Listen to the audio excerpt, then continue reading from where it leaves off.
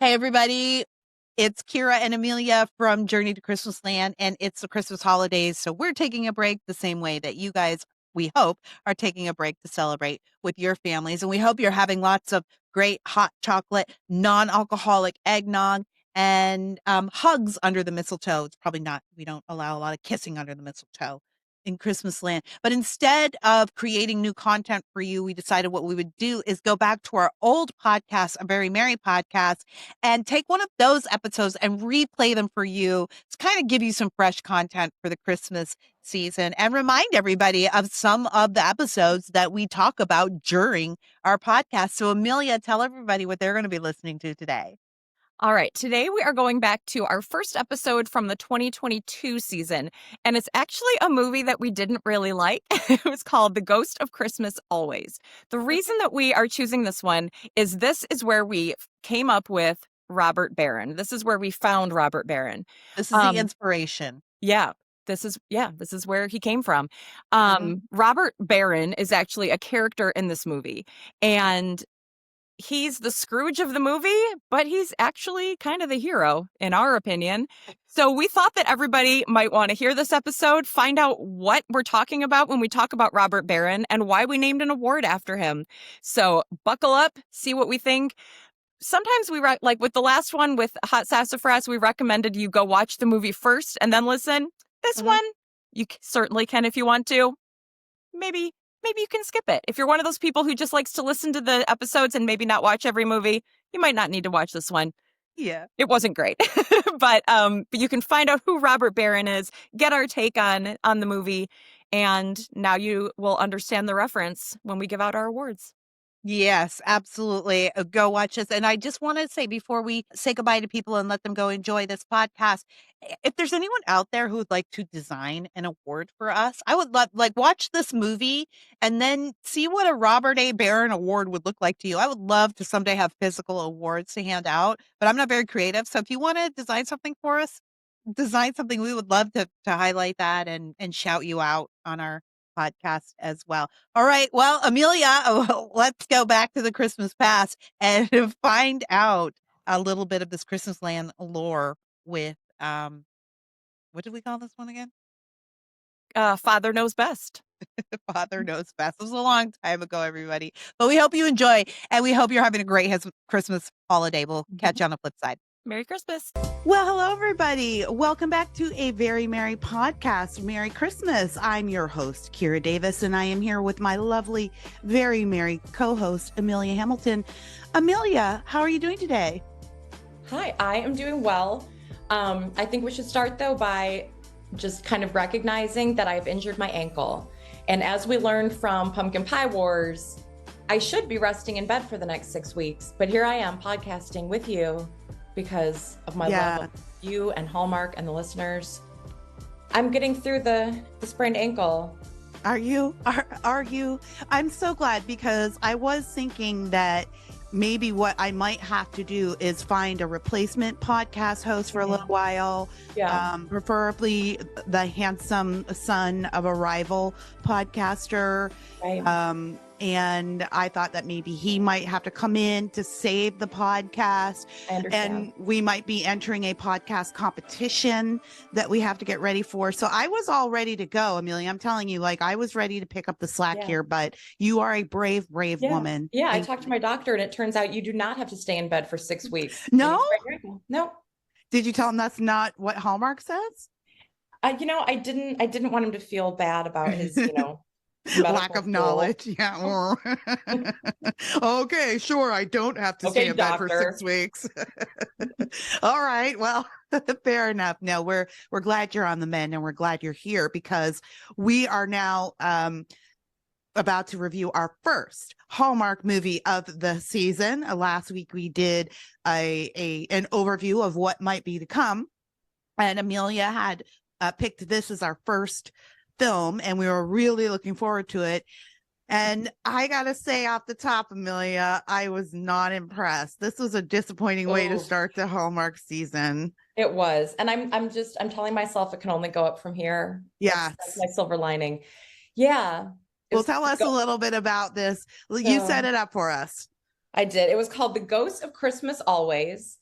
And so my thought was it was out last weekend, like the day before Halloween, 2 days before Halloween. And I was like, well, this is cute because they're not really doing Halloween movies anymore. They're going straight to Christmas. So they're kind of doing something, spooky. This will be kind of fun. Mhm. No. No, it So wasn't fun at all. no, it was not. It was painful. And you and we love all the Hallmark movies. Yes.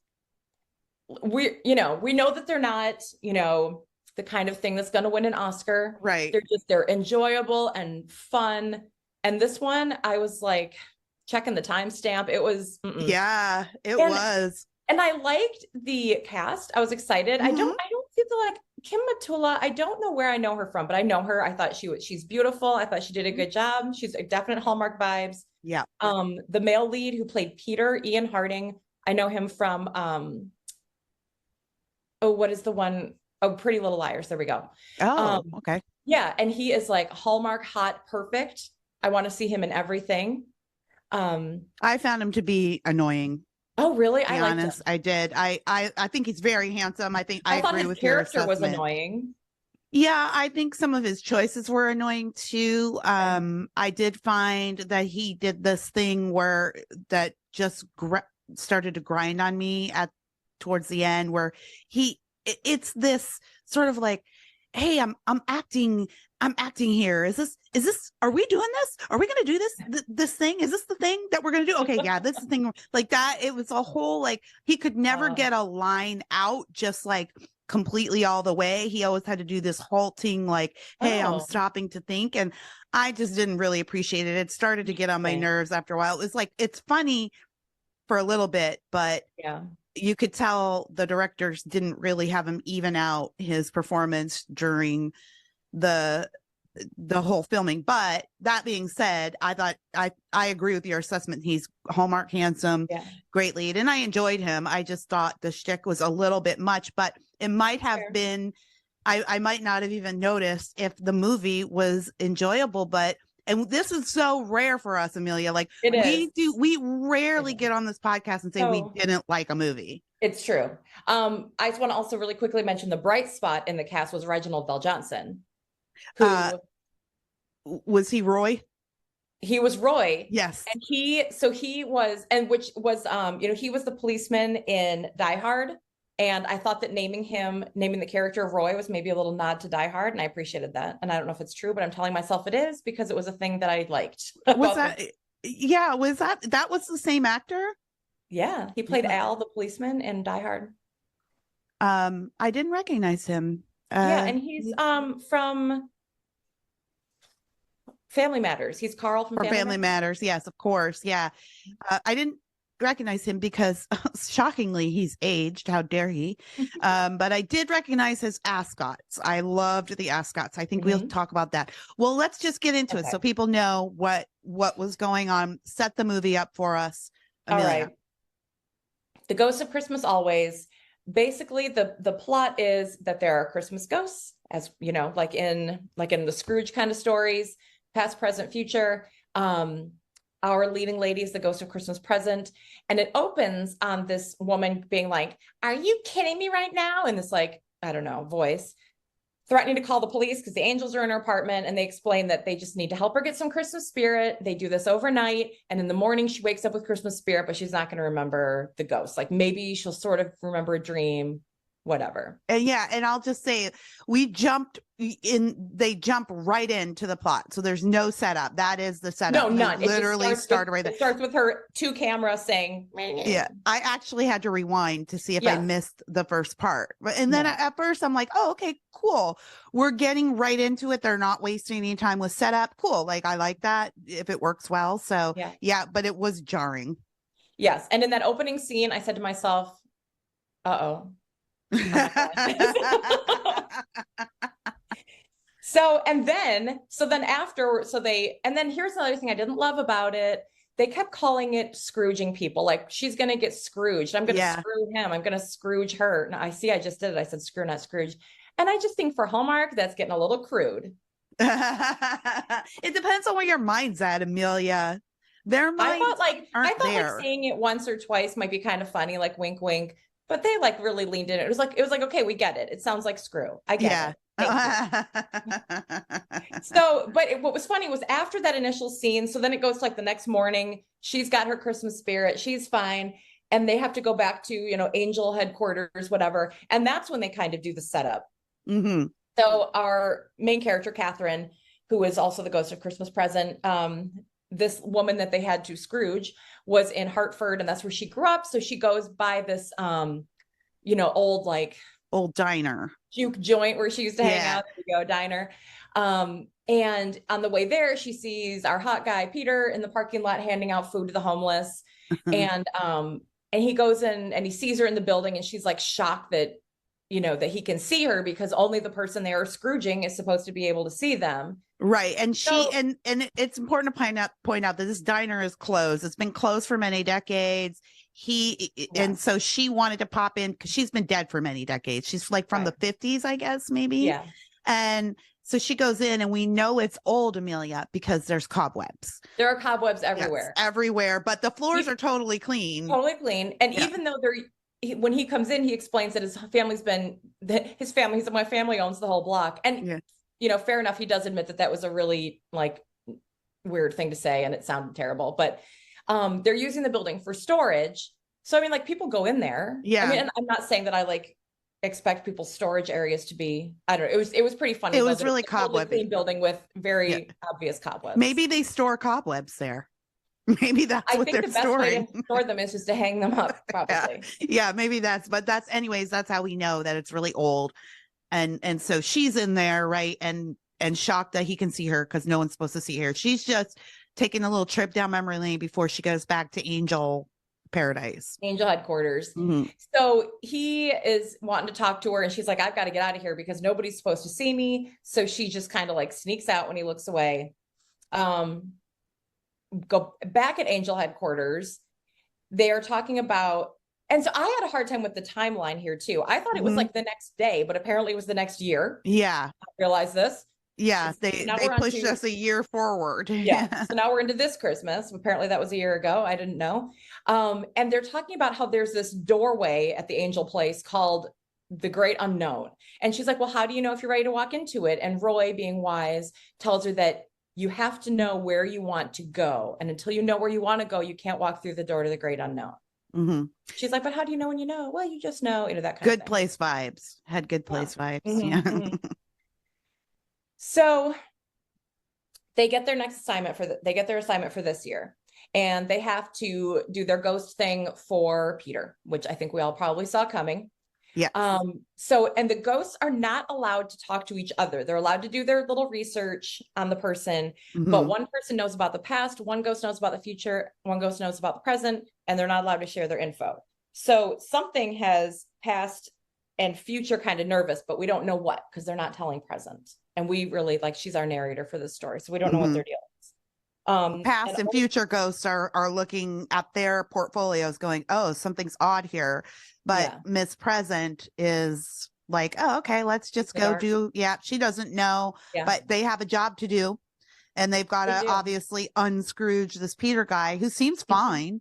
Yeah. Which is part of their concern. They're like, he's not an anti-Christmas monster. Right. Why are we scrooging him? The head angel lady's like, just get out there and do your job.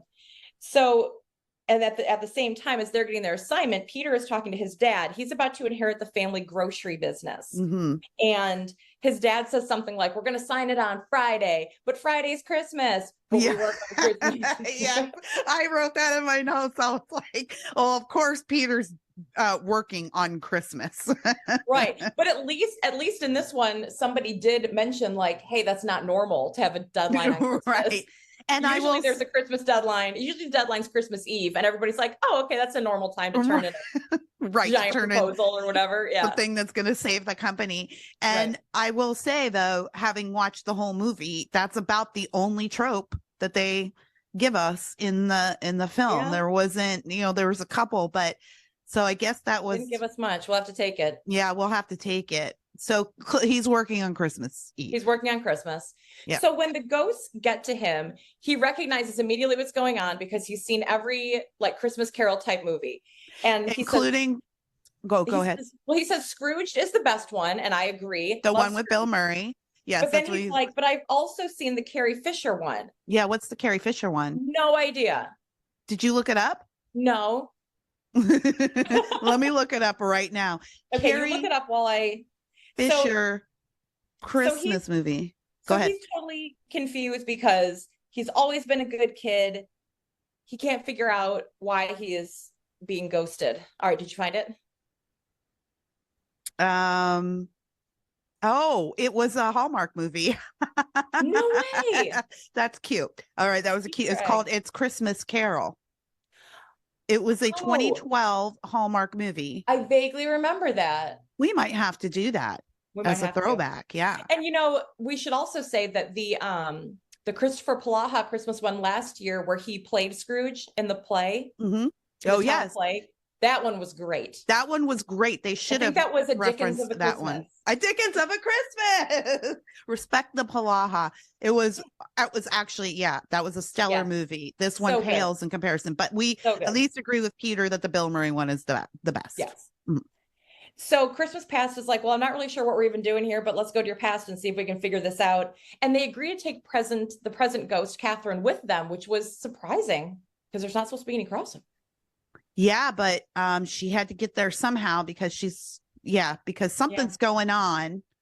Yeah. Her and Peter. We don't know what, but something. Kind of spark, yeah. So they have to like hold hands to go back to the past, and it's like this awkward thing while the magic is happening. So he is back at this like community center type thing, food kitchen when he's a kid.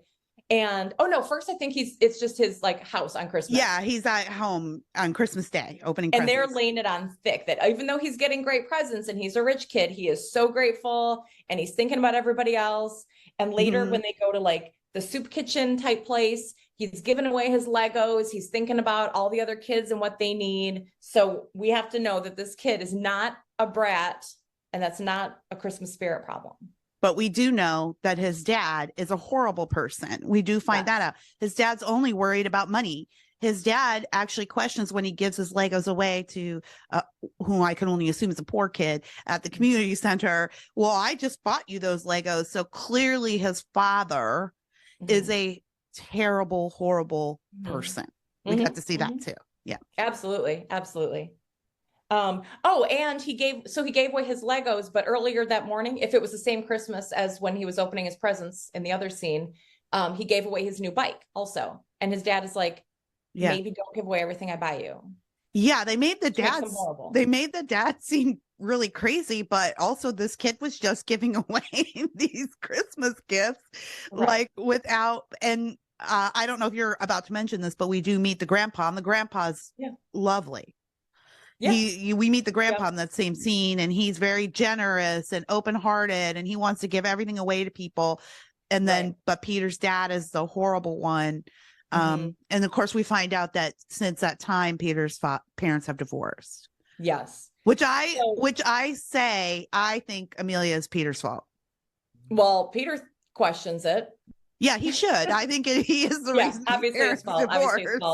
Yeah. So we get a couple things. One was his dad takes a business meeting on Christmas, which fair, not great. But then he talks about like, this was the last year we were all together because by the next year his grandpa was dead. His parents were divorced. And then the next year, or however, the next scene that we see in his past, his mom is remarried and they have a new baby, and now he doesn't feel like he fits in and whatever. I was like, really, that I have to say, like, that one got me in the heart because I'm a divorced kid, right? And I was like, oh, the new family. It was almost too sad for Hallmark. I did have in my notes here, though, we met Grandpa Bob in that flashback scene when he was a kid. Grandpa Bob started the grocery store, and he just wants to give everybody everything. He just wants to give away things. And the dad was so horrible, like just horrible, nothing redeeming about him at all, except his son. And I had in my notes, like, how did dad get to be such a jerk? Right. When grandpa was like such a Santa Claus. And I think my working theory is that it was the hair dye. The hair dye, Maybe. the dye job on the dad was brutal. It could have been the hair dye. Yeah. It's something to think about. Yeah. We should look into the ingredients. Yeah. But the important thing really from his past, well, one thing was that he keeps going to the Christmas carousel, even though his Of parents course. are divorced and they've like moved on from him. And he's the girl that he likes there, Rachel. But she marries this other guy that we see on the carousel. So he's like, well, no Rachel, but I used to go to the carousel by myself and I liked her. So then we see that when he was a teenager, his dad asks him if he'll take over the family business someday. And he says yes, but Peter, present day Peter, is like, say no, say no. And they're like, maybe this is it. Maybe maybe this go is back the in thing. time. Yeah. Maybe we had to go back and to show him all this to get him to say no. So we're not really sure what's going on here. Yeah, but his dad, in the meantime, he asked him, do you want to take over the family business? And what was Peter's response? It was something like, oh, sure, I guess that's good for a commodification of basic human needs. And Amelia was so put out by that. She was like, we're both unabashed capitalists, so we were all, I have in my notes at that moment, Peter is a little damn hippie, no wonder his dad hates him. He's like the commodification of basic human needs. Well, everyone needs groceries, Peter. They're not free. Yeah. But this is the beginning of the farmers have to grow them and all this. I mean, sorry. This is the beginning of Peter having of us discovering Peter has absolutely no notion of how things get no one ever taught Peter math or distributed. Is what we learned. It's like, no wonder his dad can't stand him. His dad should not be giving him this business. Peter knows nothing. No, because all the employees are going to soon be like needing the free sandwiches that Peter hangs out, because nobody's going to have a job anymore if Peter takes over. So the other thing that I very much neglected to mention was when they're in the flashback scene of the soup kitchen, there's a picture of Catherine, our angel, on the table. So the ghost of Christmas past yanks them back to present day before either of them see the picture there. So we know there's some kind of mission. We don't know what's up. And at that point, I wrote in my notes, is he hot for his grandma? Dude, I have this in my notes. Okay, I have this in my notes. It's at this point that I'm starting to think that this woman is his grandmother, because earlier on, there is a line where Peter says, my grandparents met at this center / diner, like in this area. Yeah. And so he was like, this is where my grandparents met. So, and she's so nice. And he did even tell her in the beginning when he first, quote, sees her, and he's not supposed to see her, he says, you look familiar to me. And so I thought, I was thinking, oh, okay, this is his grandmother that he's met, and maybe he's got to do something where he's got to make sure that she meets his grandfather or something. I don't know, but I was starting to be like, what's going on here? This feels a little weird. They're setting them up as romantic interests, but every flag in the scene is pointing to her being the grandma. I'm so glad you noticed that. I was like, this is some Back to the Future stuff. Yeah, exactly. This is getting weird. Yeah. This is getting weird. All right. So now they're going to do the Ghost of Christmas Present. And they decided that Christmas Present is the entire week of Christmas. So it's not, so normally in these kind of stories, we get what different people are doing on Christmas Eve at this, at this time in the actual present. But this, we're going back a couple days, forward a couple days, we get a whole week. So the first thing that I thought was hilarious was he was like, well, I'm going to change my clothes, because if we're going to do another ghost, I want to change my clothes, which I didn't really understand, but whatever. So they go back to where he's doing a press conference with his dad a few days ago, announcing that on Christmas Day, he's going to take over the company. He is more dressed up to go out with ghosts in the middle of the night than he was to do this press conference with his dad. Yeah, because he doesn't care. I would like to say at this point that the name of the grocery store chain is Food Stuff. Food Stuff. Very cleverly named Food Stuff.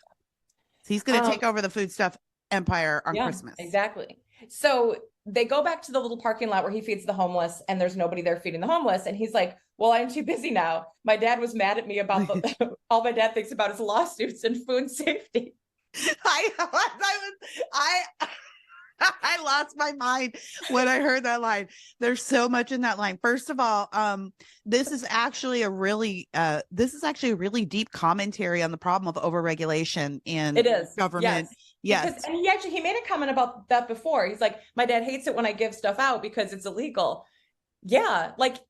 there is a problem where it's hard to feed the homeless because the government wants to have all their hands in like food safety and health inspections. And so this actually is a thing that does happen where charities get shut down just for giving away free meals because they're not going through all the complicated process. They forgot to check a box and all the red tape. Yeah. So that was one thing. But then the other thing I was thinking again, I was on the dad side. I was too. Okay, well, like in the film, in the movie, he's got the food stuff truck. He's got all the groceries in bags and he's passing out bags of grocery. And I'm like, I get it that you want to do charity, but is there a way you can do this to where you can write this off? Or because right now you're giving away product. Like, yes, of course your dad is upset. You haven't cleared any of this and you're literally giving away the stuff in the stores that pays for your employees to go home for Christmas to their families. And he's doing it out of the food stuff truck. And the dad is like, that's a lot of liability for us. Yeah.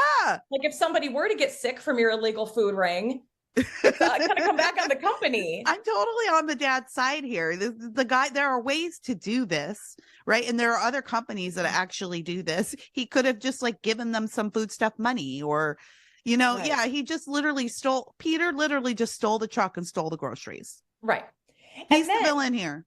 So then we hear the backstory that the grandpa started foodstuffs and then he lost money because he gave everything away. And then he bought that block to turn it into like a community center, and he wanted like a daycare and a soup kitchen and all this stuff that is wonderful, but he lost all of his money because he was giving everything away. So then he didn't have anything to fund all this stuff. And now even the community center that was there is gone. And, and then exactly. So then, and that was another thing. He's like, it wasn't built to code. There were fires. And I'm like, what? I'm sorry. The grandpa and the son, Peter, are the real villains here. And I think that Robert Sr., the people rotten food, then lock them in a building with no exit. The dad is the real hero of this. Like, and at some point later on down the road, the dad says, when I was growing up, everything was uncertain because my dad gave everything away and there was nothing left for us. Right. So I want it better for, and I'm like, yes. Your dad was grossly irresponsible. Who are you helping grandpa. Not his dad. Yeah. The dad's dad. Yeah. The grandpa. Yeah. Oh, right. Yeah. Grandpa was grossly irresponsible. You cannot have a community center or any kind of charitable organization where you give away more than you bring in. It doesn't work that way. You have to have some way to fund this. I guess grandpa just thought like his money was limited.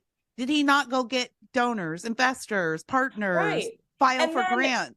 And you can't just not have your building up to code. No. And not have your food safety. It's grandpa's fault. They act like it was like capitalism's fault that the community center closed. No, it's Grandpa Bob's fault because he was nice, sure, but he totally sold that community center up the river. He made no preparations for its sustainability. Exactly. And then the dad, like you said, he was like, it was always uncertain growing up. He wanted better for his kids and he wanted better for his employees. He wanted to make sure that they had a job. He wanted to make sure the community was not in a food desert and they could keep going to food stuff. Yeah. Again, real hero.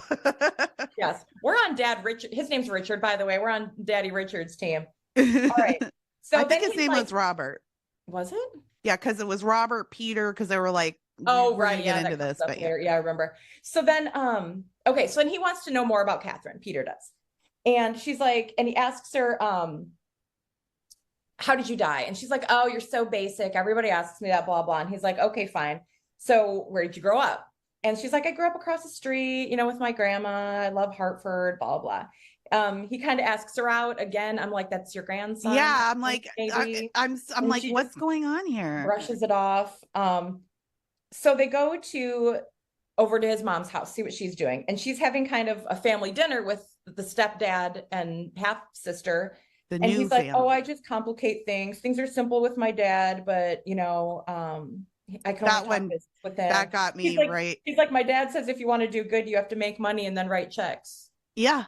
Yeah. I mean, you can write checks to foodstuffs, like a personal check to foodstuffs and get the food and help people. But you actually do. Yeah. You have to write a check to the contractor who's going to get your building up to fire code. Yeah, Like, that's how it works. I'm running for school board, as you know, here, Amelia, and so one of the things I have to do is fundraise, and in order to fundraise, people have to write you checks. Like, that's how that works. People have to give you money, but if people don't have money, they can't give you the money to do the work, the charitable work, if you want to call elections that need to be done. Like, you're not asking, like, I used to run an after school program back in Indiana. I never went to the homeless people to ask for money to keep the program running. I went to people who were wealthy and could spare the money to keep the program running. So it really is as simple as you need to make money so you can write a check to fund these things. Again, I would like to point out the dad is the hero and Peter is the villain, and it's no wonder that the dad was so angry. He was surrounded by idiots. Yes. All right, so so it turns out he starts asking more questions, and she does not remember how she died. She was just suddenly in angel land, which they don't really like say is heaven, but it's just wherever the angels go. But then they suddenly get, I think they call it getting snapped back, where you just like get yanked back into, the present. And she's like, oh, I guess he learned his lesson. Oh no, so the other two angels, past and future, are like, okay, he learned his lesson, we can go now. And she's like, well, maybe we can keep working with him, because she kind of likes him. And they're like, no, he's fine, bye. And this is the point where I have in my notes right here, I say, this is the point in the film where I'm really uncomfortable thinking that this lady might be his grandma. That was when I was like, I don't understand. That was really when I decided I don't understand where this movie is going. I feel a little weird. I'm assuming that this lady is his grandmother, but they've got this love story. What is going on? It was very uncomfortable. I know. And so the past and future angels are like, oh, okay, we decided that he was done, but if you want to keep working with him, then that's fine. So she takes him back to the carousel on Christmas Eve, because that's like his routine. And he is just a grown man by himself, standing there alone by himself, as I said, leaning on the fence, watching all the children. And I was like, creepy. This is creepy to me. It's not creepy. Then he gets on the carousel by himself. But first he runs into Rachel, who was the girl that he liked all those years ago. And she and her husband are separated now. So I was like, oh, okay, maybe I was totally wrong that there was a romance vibe. Yeah. And they were just, like, enjoying each other's company as a grandma and grandson, and he's going to be with Rachel. Yeah. Like, maybe this is a thing about destiny and, and second chances. And I'm like, okay, this is the direction it's going in. But unfortunately, no, Rachel. This movie is going to take about 7 more turns. And not fun ones. It was not fun ones. Yeah. No. So this was one of the scenes that made me super uncomfortable. He wakes up in the morning and he's like, and I understand. Okay, so they've talked him into the fact that he needs to call his dad and be like, listen, taking over the business is not for me. Okay, fine. I get it. Go get a job at a nonprofit. So he wakes up and he's like, I better do this right now before I lose my nerve. He called and he leaves his dad this voicemail that's like, I don't want to take over your company, and I never want to be anything like you. And it's just like this nasty voicemail. And then he's like, by the way, Merry Christmas. I did giggle at that, actually. But then I thought that was funny, because I was like, this is a horrible message on Christmas. And he's like, it was horrible. But then what I have in my notes here, I'm like, because he tells his dad, you know what? I would rather be broke and good than rich and a terrible person. And as he says that, he's sitting in his Manhattan penthouse apartment, the skyline view of New York City behind him. I'm like, you little friggin' brat. He's sitting there. He's actually proving that you can be both, because he's doing all kinds of good work. But it's with his dad's money. It's not his money. He hasn't earned it. Who do you think pays for that apartment? Food stuff. Food stuff pays for it. Right. Well, so it's his dad that's proving that you can be good and be rich, because he's rich and he's the one funding all of Peter's philanthropic endeavors. Again, dad is a hero. Until he found out they were all illegal. So, all right. So back at Angel headquarters, we're about to get our first big twist. The head angel lady is like, oh my gosh, you guys Scrooged the wrong guy. And Arlene, who is the ghost of Christmas past, she goes, I'm going to smash your head into a table. Yeah, she was spicy. She was spicy. Past was spicy. You can't threaten to smash someone's head into a table. I know there were a few things about this that I was like, maybe I need to look into the writer, because I was like, when I was watching this movie, I was thinking, I don't know if this person watches Hallmark. Yeah. So they were like, so there was some mix up of Peter and his dad have the same name, but Peter goes by his middle name. So they're like, now, what did we decide his name was? Robert? Robert. So they were like, you guys need to go back and Scrooge Robert. And they're like, well, so that's our assignment for next year because you only get one a year. And they're like, no, we've got 9 hours. You got to go get this done in 9 hours. Also, you used up all of your magic, whatever, to be seen on Peter. So Robert won't be able to see you or hear you or anything. Good luck. And if you don't, then the universe will collapse and there will never be Christmas again. And that starts part 2 of the film. And this was when I stopped to see how much time was left, because I was thinking that I was towards the end of the film and I was very excited about that. The most excited I had been watching, because it wasn't just like all of this stuff that we're talking about that was a problem. It just dragged too. It wasn't fun. No. And so I was like, surely we've got to be at the 90-minute mark. And I had a full hour left at this point. I was like, what on earth can they possibly do for the next hour? I was very dispirited at this point. I know. So they go back to Hartford, and they're gonna have to get Peter to help, because Peter can still see and hear them, and they're like, he's gonna have to like be the ambassador kind of to Robert.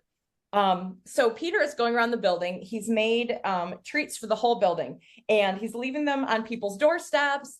And then he tells us, one of the girls like sees him leaving the packages, and he's like, you better get that in the fridge, it's gonna melt. And I'm like, what? What is it? Yeah. On everybody's door. It's ice cream. It's just ice cream wrapped in. Yeah, that's not gonna work. Peter seems like the kind of idiot that would wrap up ice cream and put it out and be like, well, I just came from the freezer of the food stuff down on 47th Street. They won't miss it. I had to wrap it before they noticed. So he says he's not going to help because he is going to hang out with his mom, which is a big step for him. And then he says, really, his dream is to be like his grandpa, but have his dad's respect. Whatever, Peter. I mean, you're not going to get your dad's respect if you're like your grandpa, because your grandpa screwed all of you, not Scrooge. Right. Screwed all of you because he was an idiot about money. So. And screwed the company's employees and the farmers who sell their food to him and the delivery people and the tax base for the city. Everybody who counts on them. Yep. So he's like, no, I'm not going to do it. So he goes to his mom's house and they show up there and talk to him again. And he's like, okay, bye, mom. And he just like leaves. And I'm like, well, the poor mom. Yeah. She's so happy that her son's finally spending Christmas with her, and he leaves after like 20 minutes. Yeah, well, honestly, she did replace him, so she didn't deserve she was a little. She did replace him there with was a a family. scene. There was a scene I didn't mention this detail, but when the baby was born, there's this part like in the Ghost of Christmas Past where she's like, she hands him a camera and she's like, will you take a picture of us with the baby, of like me and my new husband and the baby? And will you take a picture of us? So I mean, that one stabbed me right in my heart. I have been in that exact situation. I am the spare kid, and I was like, oh no, I can't believe Hallmark is getting me like this on this awful movie. But it was like a really emotional part. Also, I've been campaigning all week. I mean, we're going to release this right before Election Day, so I'm like super tired. So I have no emotional defenses. But I was like, you bastards, how dare you? But I'm over it now. But yeah, Hallmark got me with that one. Definitely been in that situation. So anyway, I'm just saying, mom deserves for him to like take off. He gave her 20 minutes. That's all she gets. That's all she gets.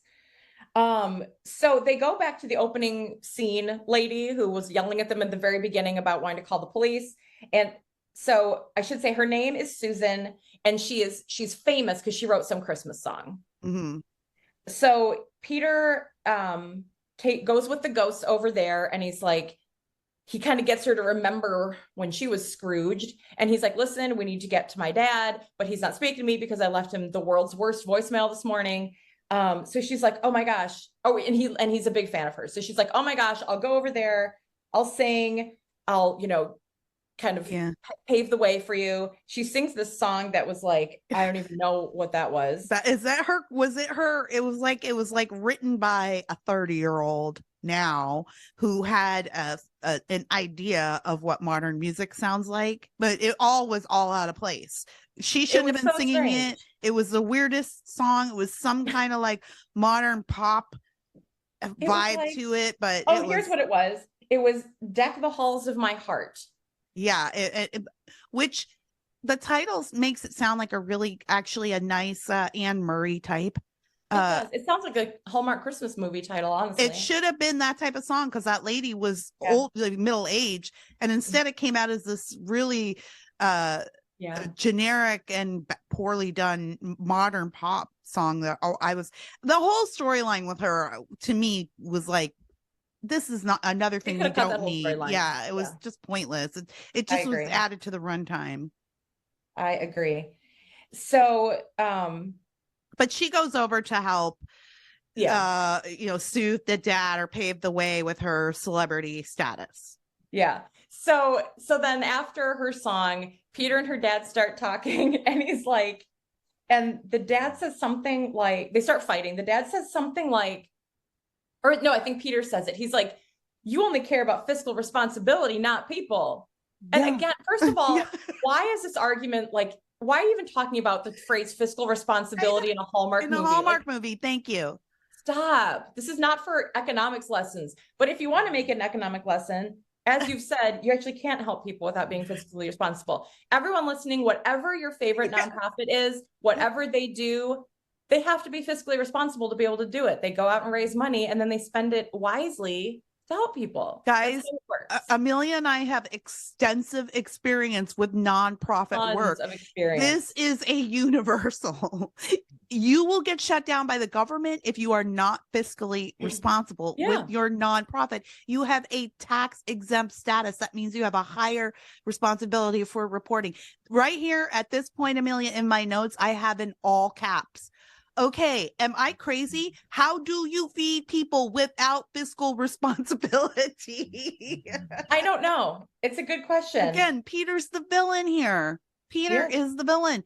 I wrote an article many years ago about, it was an apology to Mr. Arnold, and it was an apology to Kevin Arnold's dad in the Wonder Years. Yes. And his dad was this stuffy old middle-aged guy who went to his factory job every day and came home, and he hated his hippie daughter and her hippie friends, and they were always clashing, and he was always so mean. And I remember being a kid and watching that and going like, why is he so mean to them? They just are about love and openness. And like, why does he give them such a hard time? They're such like kind people. And of course, as I got older and then had kids of my own and started working and contributing to the American system, I was like, oh, I get it. Because they were freeloaders. He was working his ass off for 60 hours a week at this factory. Right. To provide this cushy life, a middle-class home, their cars, the dumb clothes they wear. And all they could do was talk about him, how he was the problem in America.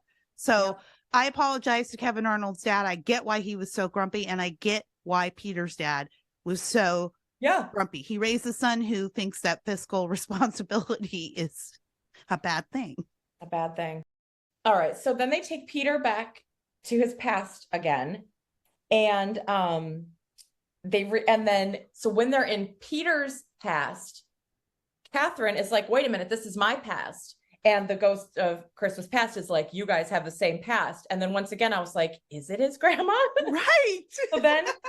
So it turns out she was his grandmother, Betsy's friend. His grandma was Betsy. She was Betsy's bestie. There we go.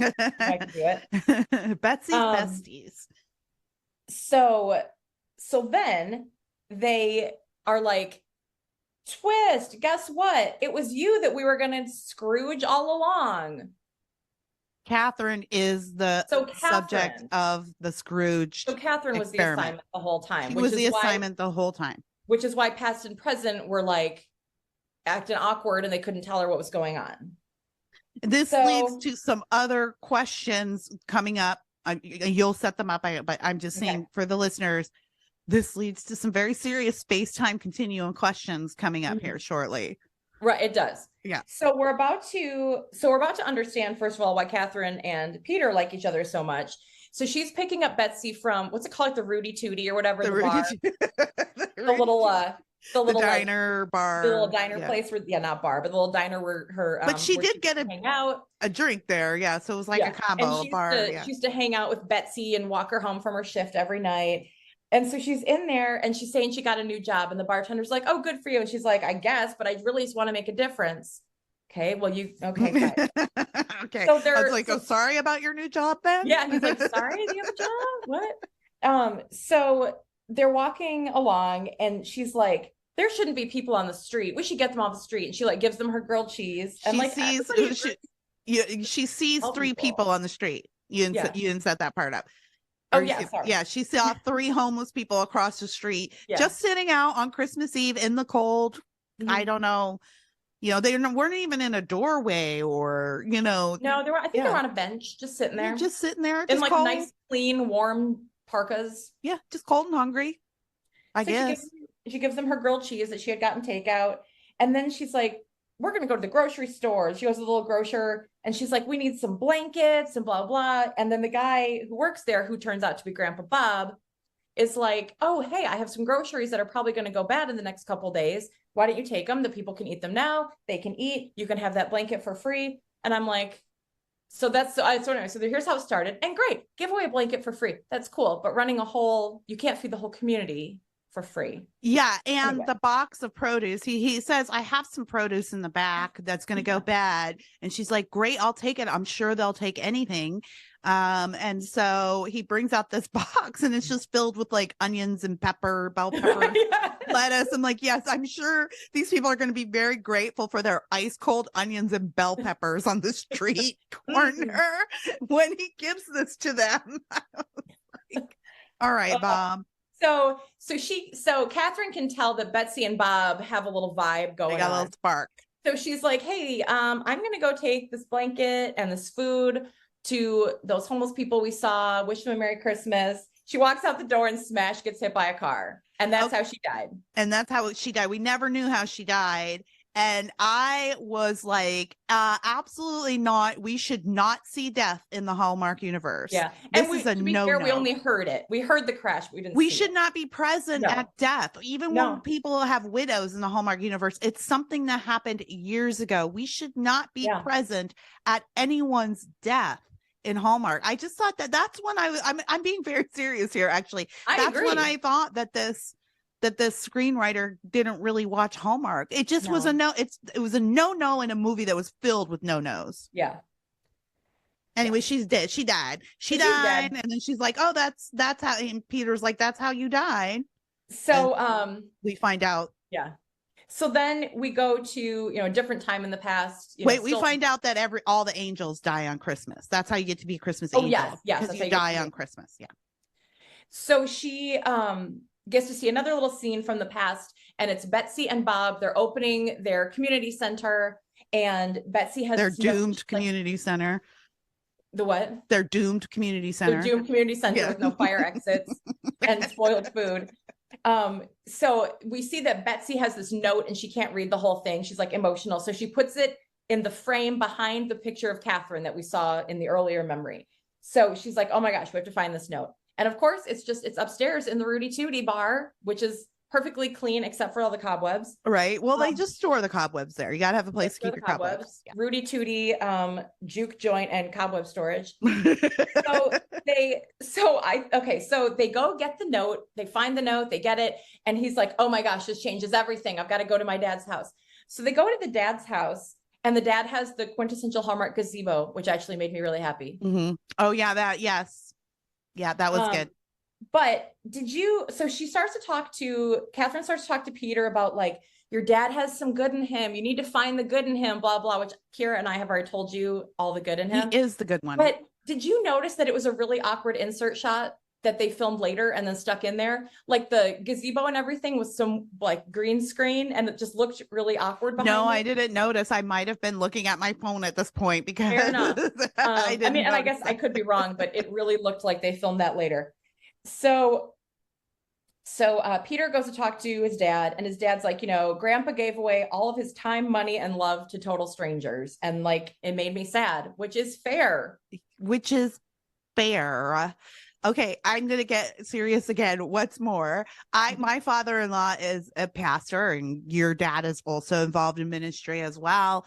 He's been a pastor, and so we know that one of the things that pastors will often confront is people who are sort of new converts to the church or to religion, to Christianity. And new converts can be very zealous, and sometimes people will give up their, like, suddenly do this 180, Yeah. and they'll just be totally into the church, and they'll be at the church every day, and they'll sign up for all the volunteer events, and it can leave what we call faith widows at home. Yeah. Where it happened to my mother-in-law, actually, when my father-in-law converted, and they had to work through it until she converted as well. But it was a thing of, I'm leaving all of these people that these are my main responsibilities, and I'm leaving them behind for this other thing that seems like it's good. It's the greater good. And like, that's not the greater good. Your family, if you can't like save the world, if you can't even, keep your family intact. So once again, identifying with Peter's dad here, I think he's in the right. He's absolutely right. And by the way, Amelia, not one time in this movie did the dad say that giving away food was wrong. No, or helping people wanted was to do wrong. it legally. He just wanted to do it the right in way. a way that was sustainable. So they kept helping. Right. Right. Yeah. Anyways. So they give the dad the letter, which honestly didn't seem to say. I mean, so basically in the letter, we find out that Betsy was pregnant with who would be Robert, the dad. And that they hope that he would be a wonderful guy and stuff. And I'm like, well, obviously, like, I don't know why that letter would have changed anything, but okay. Yeah. So then it's done. The Scrooging is over. So Catherine and Peter have to say goodbye. And then she's like, maybe, you can go see Rachel tonight. Like we saw in the little thing, you were going to go stand at the carousel like a creepy old man. And he's like, no, I'm not going to. He's not going to go see her. He's like, I'm just going to like spend my whole life thinking about my ghost. And I was like, okay. My ghost grandma. Do you remember when like the people marrying ghosts was like I used to blog about that. No, I don't remember this. This woman, it's your. I mean, it was only like 3 blog posts, but it was the same story. This woman, I think she was in England.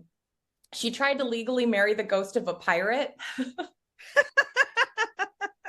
and then they got a divorce. And so then I wrote about them getting married, and then I wrote about the divorce. And then her daughter sent me this really angry email. Like, I can't believe, like, my mom's been through so much with her relationship and you're writing about it. And I'm like, okay. No, I never heard of this before. Amazing. How did you forget this? I'll have to send it to you. I don't know, that I've forgotten so much over the years, but that's hilarious. You're a little sleep deprived right now too. How insensitive of you. It was very insensitive of me. I apologize to the woman and the ghost. So anyway, so now because she was the assignment all along, she can have a glimpse of her own possible future if she wants. So she sees like being with this guy and having a baby and, all the future-y things. So when they get back to Angel headquarters, she decides that now she knows what she didn't know before and is going to go through the door to the unknown, which of course leads back to the dude, and he's in the Rudy Tooty cleaning things up. They kiss, and then they're at the Christmas party where what's her name is singing Deck the Halls of My Heart, and the dad is there and everybody's happy. And I honestly didn't think this was super clear, but maybe I wasn't paying attention anymore.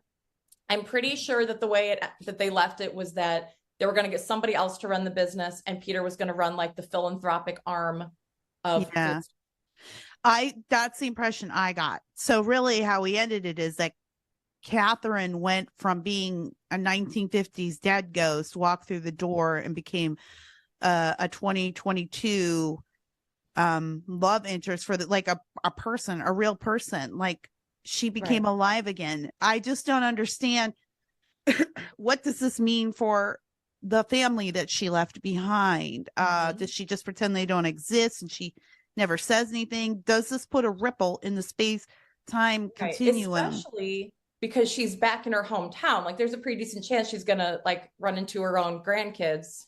or relatives. Well, she didn't or get to whatever. have Oh, they're kids, not grandkids. Yeah, maybe you're but right. like You're right. But relatives, yes, yeah. Like maybe relatives, your nieces, does she have nephews, who yeah, knows what. anybody. I just thought it was so weird that it's like, well, now I'm in love with this ghost. Well, okay, now I can be real, especially since the whole time, Amelia, it was really hard to root for them as a couple because I was wondering if she was her grandma for half the movie.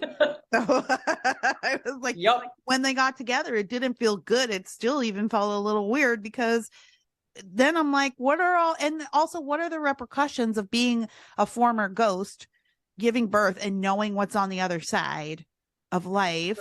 True. And okay, so she's not his grandma, but she's his grandma's best friend, and marrying your grandma's best friend is still weird. It's still weird.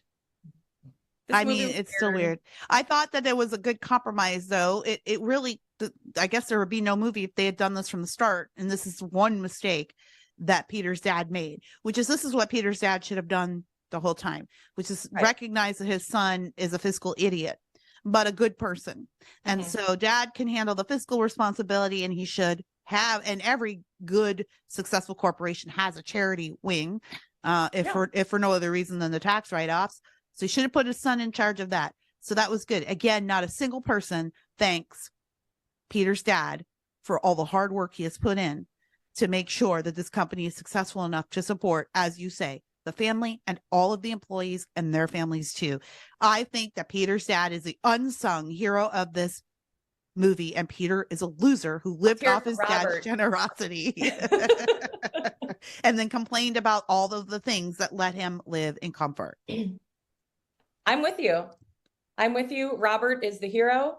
I will hear no, I'm taking no other questions at this time. Yeah, I agree. I agree. But I don't know if you disagree. Let us know. Reach out to us on Twitter at a Very Merry Pod, or you can reach out to us on by email, which is what's our email? Is it avmp@gmail or a I think it's very a very merry? merry podcast. We're just getting into the heat of this, folks. Just give us a break. We're also setting up some social media so we can do some bonus content as well. But and I know we've been threatening to do that, but we're really gonna do it this time. But yeah, let us know. What do you think? I just thought, like, as an unabashed capitalist, obviously I didn't care for all the capitalistic bashing, but it also just felt really out of place Yeah. and just not really part of the other thing too is that in in in a good Hallmark movie, there's always an element of hope to the complaints, Yes. or you know what I mean? Like no one's truly that bad. No one, and there's not like tragedy unfolding in front of you. And I don't know, I just missed the mark on so much. We didn't get any of the tropes that we like. No. There was no room for that. It was such a weird relationship between the love interests, given the Back to the Future-ish storyline there. There was a carousel. Great. We love a good carousel. And it had some magical elements to it, which is fun. But besides their harsh judgment of the people who pay for all of the charity in this country, I just thought it was dull and it dragged. It wasn't good. It was a bitter disappointment to start out with. And usually even the bad Hallmark movies I enjoy, but this one Yeah, just me didn't too. have a lot. I know. It's a bummer. But we have some really good ones coming up. Yes. Well, it made me look forward to the schedule because you worked out our schedule for us this week. So we know what movies are coming up.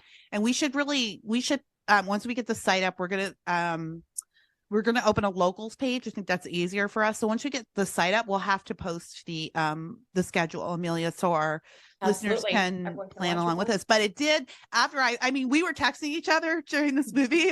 Amelia was like, I don't know about this movie, Kira. And I'm like, yeah, I'm halfway through. And I just looked, this is an hour left, girl. Like, I don't know what I'm gonna do. But I was like, but you know what? This is really making me look forward to some of the other things that are coming up. Yes. So what do we have coming up?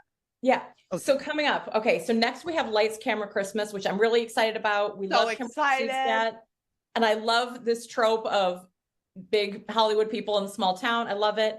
We're going to have The Royal Nanny is the one after that. And one of our good friends is coming on who is a royal commentator in America and England. Exciting. So she's going to be She's going to be great. We'll press her for like authentication. She can Exactly. She authenticate can us some tell of us these. exactly how accurate, because I'm sure it'll be spot on.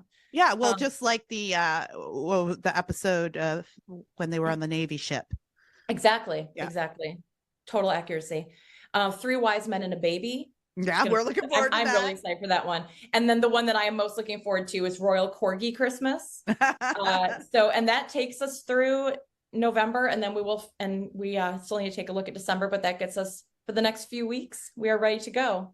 I'm really excited about Lights Camera Christmas. That's one of my favorite tropes too, and it's just really ripe for all of the Hallmark tropes that we love. And John Brotherton is the male lead in that movie, and I really like him. I don't know how much I've seen of him in Hallmark, but I kind of see him around like CW shows, and like you just kind of see him around. He's that guy.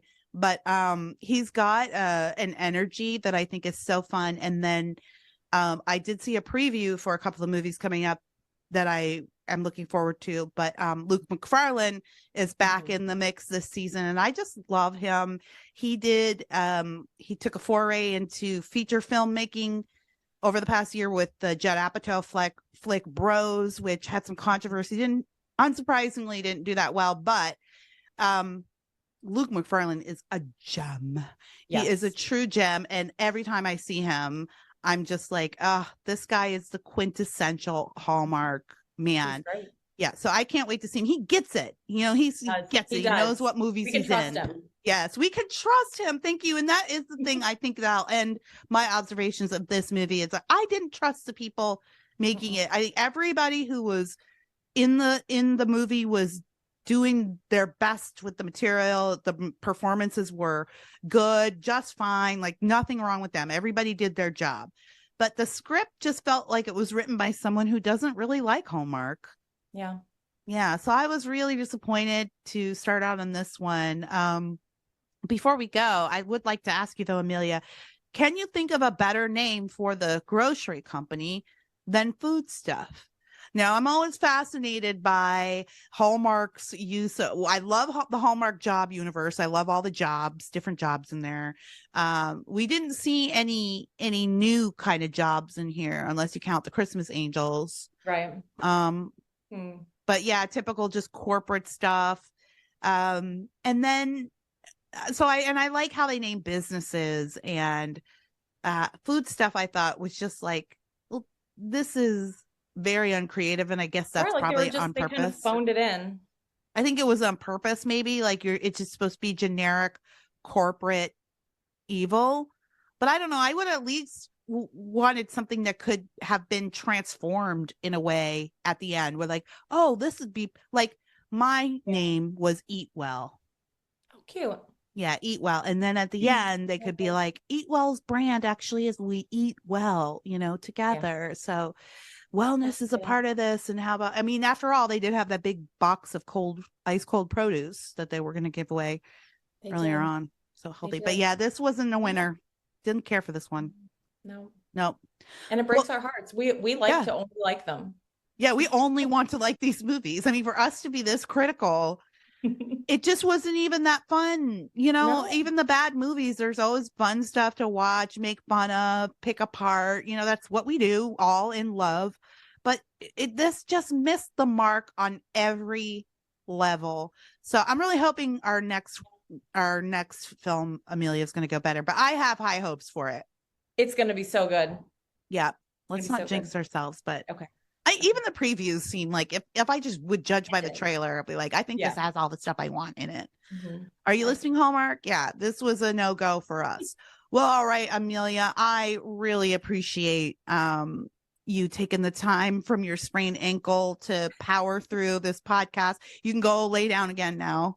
Oh, I'm going to have to. Yeah. Until we record again. Yeah, in a week. Until such time, Amelia, I wish you days filled with fiscal responsibility. Thank you. And I wish you all the joy that you felt when this movie was over. Thank you, Amelia. Merry Christmas. Merry Christmas.